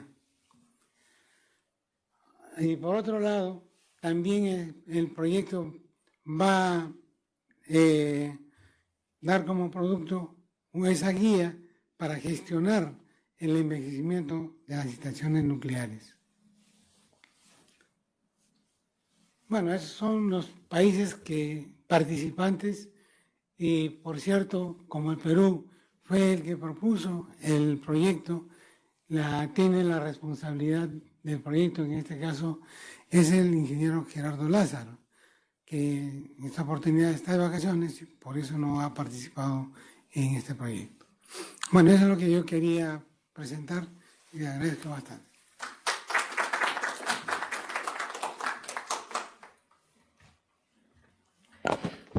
Muchas gracias, Holger. Bueno, el foro tiene un espacio, un portal virtual donde socializa sus productos y también muestra sus actividades, ¿no? Y este portal se caracteriza por tener dos lados, digamos, un lado público y un lado privado. Hay que tener en cuenta de que el foro tiene como grupo objetivo, como lo habíamos mencionado, a los reguladores. Y por lo tanto, si bien es cierto, nosotros publicamos la mayor parte de los documentos que producimos, hay mucha otra información que compartimos a nivel interno para poder ayudarnos entre todos en los aspectos relativos a licencias, autorizaciones y también inspecciones, ¿no? Hay una comisión gestora de la red, así se llama, ¿no?, que es la que se encarga de administrar este portal.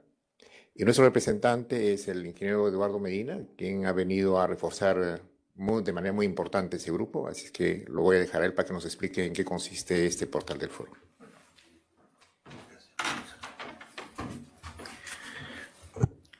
Bien, vamos a comentar brevemente lo que significa esta red del foro, porque, como dijo Julio César, tiene dos partes, ¿no?, la parte pública y la parte privada. Vamos a hablar un poco más de la parte pública, que es la parte que les interesa a todos ustedes, porque le van a dar un uso interesante en la medida de lo que ustedes requieran. Esta página que tiene el foro está disponible para todos los que deseen buscar alguna información de interés en las áreas donde trabajan. Actualmente se está revisando esta página, bueno, está creando una nueva página, tiene mejores atributos, tiene mejores características y pronto se va a dar a conocer la nueva página. Por lo pronto la dirección va a ser la misma y ustedes pueden ver en esa dirección toda la información que se tiene sobre el foro. Pero vamos a ver cómo nace esto, porque anteriormente el foro decidió crear dos grupos, un grupo de información y un grupo tecnológico para ver cómo hacer más funcional una página o una red con información requerida por los reguladores. En el año 2015 se decide unir ambas actividades en una sola comisión. la que se ha denominado Comisión Gestora de la Red del Foro. Esta comisión está integrada por un grupo de especialistas de diversos países, quienes de esa oportunidad se mantiene prácticamente el mismo equipo, trabajando en los diversos temas relacionados con la parte tecnológica, con la parte de información, con la parte de comunicación de lo que hace el foro y lo que se desarrolla a través de todas las actividades que tienen en todos los países. Este grupo está permanentemente en trabajo, está trabajando, está revisando periódicamente la información que se requiere difundir, actualizando la página con información, con publicaciones. Y esta es nuestra dirección. Cuando ustedes deseen pueden ver con detalle todo lo que contiene. Hay información muy importante, todo lo que han comentado mis colegas, todas las publicaciones están ahí disponibles para que ustedes puedan descargar, la puedan ver con detenimiento y puedan enterarse de todas las actividades que desarrollan en el foro. Como pueden ver, hay unos temas interesantes. Por ejemplo, tenemos todas las áreas temáticas en las cuales se desarrolla el foro. Tenemos los proyectos, información detallada de todos los proyectos. Tenemos información, y esta es una parte muy, muy interesante porque es el fondo documental. Acá hay más de 4.000 publicaciones disponibles que uno puede acceder, puede conseguir, buscar el tema que uno desee y puede descargarlo. Solamente tiene que ingresar lo que es fondo documental, poner el título de lo que desea buscar, qué tipo de información requiere, si es que requiere una norma, si es que requiere una legislación, un curso de capacitación, de qué país y en qué idioma. Está en inglés, en español, en portugués y algunas también en francés. Así que ustedes pueden buscarlo con tranquilidad, el tema que ustedes deseen. Por ejemplo, yo coloco la palabra protección del paciente y me sale, acá no puedo ver, no está la cantidad, 2.000 y tantos, ¿no? Si no me equivoco. Bueno, pero ese es el número que usted puede encontrar. Pueden ver el origen, el idioma y el tipo de documento de cualquier tema que ustedes busquen, ¿no? Encuentran la cantidad de publicaciones, la pueden descargar, cualquiera de ellas hacen clic y encuentran el documento. Por ejemplo, el documento lo pueden leer si desean o lo pueden descargar. Así que esta es información sumamente importante que ustedes la pueden utilizar, porque no solamente es para reguladores, sino que está abierta a todo público interesado en los temas que desarrolla el foro. Tenemos otra sección sobre temas de interés, todo lo que desarrolla el foro, y ustedes pueden ver diversos documentos, diversos temas, en los cuales ustedes pueden ver la información que se está haciendo. Por ejemplo, en protección al paciente,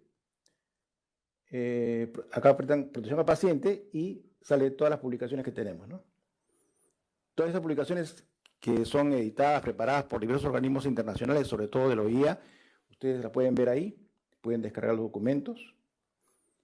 Y una de las cosas importantes, por las cuales también hemos empezado a trabajar a partir del año 2015, porque ustedes van a ver ahora cómo aparece esta información. El foro hasta ese momento tenía mucha información, bastante información. Era como digamos, una librería o una biblioteca que tenga mucha información, pero que tiene poco público. Entonces, ¿cómo hacer para que toda la gente se entere de lo que tenemos y pueda acceder a toda la información que tenemos? Entonces, una de las formas, y que todo el mundo la conoce, son las redes sociales. Hay que hacer más uso de las redes sociales. Entonces, bajo ese convencimiento, hemos empezado a trabajar a partir de ese año en crear nuestra página del foro, nuestro perfil del foro en Facebook, ¿no? Y ahí colocamos toda la información que vamos actualizando en la página y temas de interés en la parte reguladora. Entonces, lo que aparece en las redes se puede ampliar ingresando a la página del foro. Entonces, es una forma de que más gente pueda tener acceso a la información que tiene el foro y pueda utilizarla, ¿no? Y tenemos nosotros periódicamente, hacemos una revisión, vemos cuántos han accedido a determinadas áreas de la página del foro para poder darle mayor difusión o no a determinadas páginas. Y a su vez, la información que tenemos de que se distribuye en el perfil del foro, lo distribuimos a diversos grupos de interés, ¿no? Por ejemplo, a físicos médicos, a estudiantes de diversas especialidades, a la parte médica, etc. Y tenemos nuestra lista de instituciones a las cuales, o de grupos sociales, de grupos de interés, grupos de profesionales o de técnicos, etc., a las cuales les enviamos la información que vamos publicando, ¿no? Esta es una forma de cómo cómo tenemos la información, cómo la distribuimos. Los grupos, si una sola información se puede distribuir a un grupo, por ejemplo, de radioproteccionistas, que tiene 1028 miembros, o sea que 1028 tienen acceso a la información que estamos distribuyendo a través de nuestra página del foro, del perfil del foro. Y acá están un poco las estadísticas. Este grupo, esta página de este perfil del foro empezó el 4 de noviembre de 2015, ¿no? Y se mantiene vigente permanentemente, se va actualizando, o sea, digamos casi diario, ¿no? Porque siempre hay información que se puede colocar, siempre y cuando respetando los estándares establecidos en el foro, ¿no? Sin poder, sin poner cosas exageradamente, sino solamente lo que es estrictamente necesario y requerido por el foro. Podemos ver la cantidad de personas que ven determinados artículos, que ven determinada información. Tenemos nuestra estadística por países, qué país más revisa las páginas, determinadas páginas, por los grupos en función a las edades, o si es hombre o mujer, etc. Podemos ver también qué página es a la que más acceden. Recientemente hubo un taller en Viena sobre el tema de liderazgo en seguridad radiológica, y es uno de los temas que lo pusimos en el perfil del foro, y es que ha tenido un mayor alcance, o tiene un mayor alcance. Pero también hemos empezado hace muy poco, menos de un año, en colocar esta información también en nuestro perfil en LinkedIn, ¿no? Tenemos ahí también un grupo de unos 500 contactos más o menos, pero estamos creciendo. Así que es información importante, porque queremos que la gente conozca lo que hacemos en el foro y también tengan acceso a toda la información disponible, que la pueden utilizar no solamente reguladores, sino todas las personas que trabajan en diferentes prácticas en nuestro país y en toda la región y en todo el mundo, ¿no? Bueno, esto era básicamente, me dijeron que eran 5 diapositivas, puse más, pero sin embargo he utilizado menos tiempo, así que muchas gracias. Muchas gracias, Eduardo. Bueno, y ahora quería mencionarles de que en el foro saben que cada una de las personas que participan en los proyectos trabajan incluso fuera de las horas de trabajo para poder cumplir con las metas que se proponen estos grupos, ¿no? Así que el foro ha encargado de que se les entregue a cada uno de los participantes en estos proyectos un diploma de reconocimiento. En ese sentido, le voy a pedir a nuestro presidente, que es miembro del plenario del foro, a que nos ayude a entregar dichos diplomas a las siguientes personas. En primer lugar, al señor Miguel Ángel Tigyacuri Carvajal, por su participación en 2 proyectos.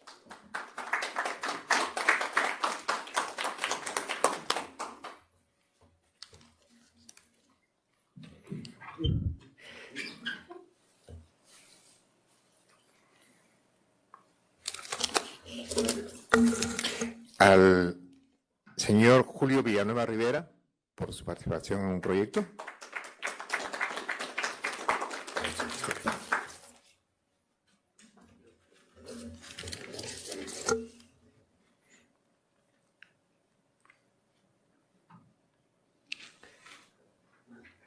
Al señor Olger Anaya Garro.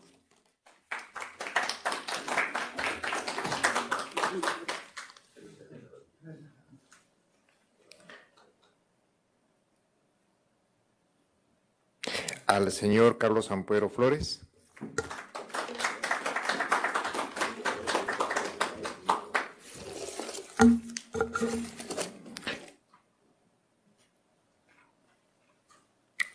Al señor Marco Munírez Sánchez.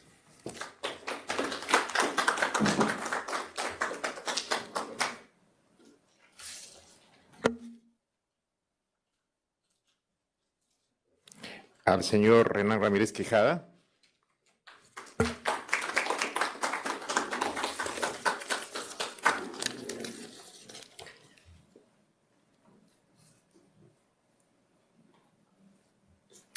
Y al ingeniero Eduardo Medina Gironcini.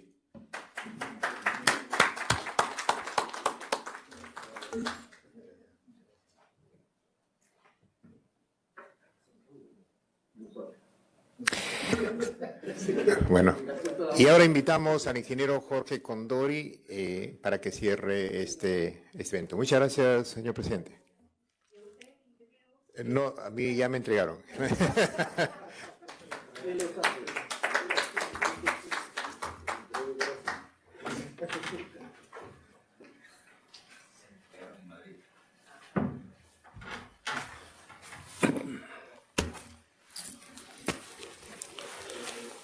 Ante todo, muy buenas noches con todos. Aprovecho la oportunidad para agradecer a la digna concurrencia, tanto presencial como también virtual, que actualmente estamos en todas las líneas del ciberespacio. Asimismo, mi sincero agradecimiento a cada uno de los expositores que han tenido a bien a exponernos sus temas, que lo más importante de esto es no solamente la contribución que cada uno de ustedes hacen, sino eso que se llama compromiso, involucrarse en el tema y luego difundirlo y colocarlo al alcance de esto que nosotros llamamos la comunidad científica y tecnológica, de lo que es el área nuclear. Eso no es fácil, eso tiene que salir de uno, sacar un poco, dejar de lado el egoísmo y eso compartir con eso que nosotros llamamos ponernos al servicio de la comunidad. Esa comunidad, esa sociedad que espera de nosotros más. Y ese compromiso que nosotros y cada uno de ustedes lo tienen, pues tiene un valor. Y ese se llama un valor agregado que nos demanda la sociedad. Consecuentemente, este evento solamente es el inicio. Y es la continuidad que vendrán más. Sin embargo, todo tiene un inicio, todo tiene un final. Y hoy me toca, en esta oportunidad, dar un cierre a este evento. Por tanto, con la venia de cada uno de ustedes, con la venia del señor presidente del Instituto Peruano de Energía Nuclear, doy por clausurado este evento. Y no sin antes decirles muchas gracias por todo. Gracias.